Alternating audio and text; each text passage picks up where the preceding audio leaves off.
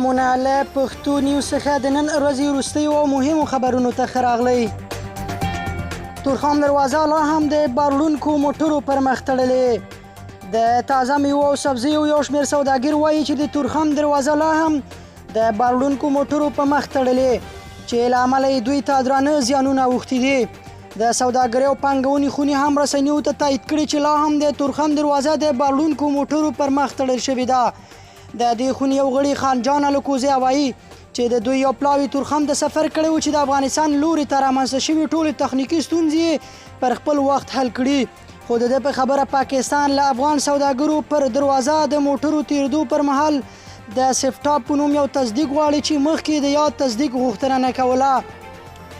په یو بل خبر کې بیا آسیایي پراختیایي بانک له افغانانو سره 400 میلیونه ډالر مرسته تصویب کړه.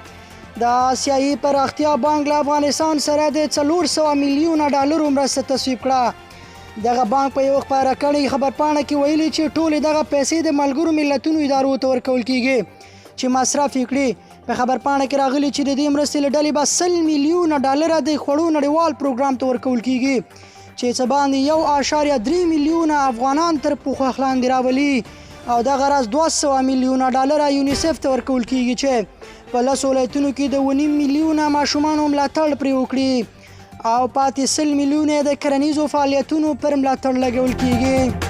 په هرات کې د هرې ولسوالۍ لپاره یو روغتون جوړیږي. د عامې روغتیا وزارت وایي چې هرات ولایت کې به په هر ولسوالۍ کې عمومي روغتون جوړ کړي. د دې وزارت مالی مرستیال هرات ته د خپل سفر پر مهال یو شمېر روغتیایي مرکزونو څخه د لیدنې پر مهال ویلي چې ژر به د دې روغتونونو لپاره ودانۍ جوړې او ګټې اخیستنې ته وسپارل شي. نوموړي زیاته کړې چې هڅه کوي ټولو لرې پرتو سیمو ته روغتیایي خدمات ورسوي. او بهرنۍ وروستۍ خبر همدا چې د آذربایجان او ارمنستان جګړه په خونړیو نښتو کې سلګونه کسان وژل شوي.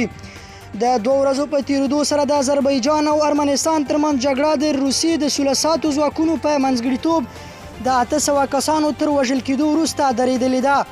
آذربایجان چې د 3 شنبې په ورځ د ناګورنو کراباغ پر لاره د ترهګرۍ ضد وژونکې حمله پیل کړه، د 4 شنبې په ورځ د سپټمبر په 20 د شاوخوا 800 کسانو له وژل کېدو وروسته ودروله. د ارمنستان د اجرایه ریاست پخواني مشر روبن واردانیان ریټرز ته ویلي چې د دغو بریدونو په پایله کې شاوخوا 800 کسان وژل شوي او سلګونه نور ټپیان شوي دي. له اورېدو او لیدو مو نړۍ مننه.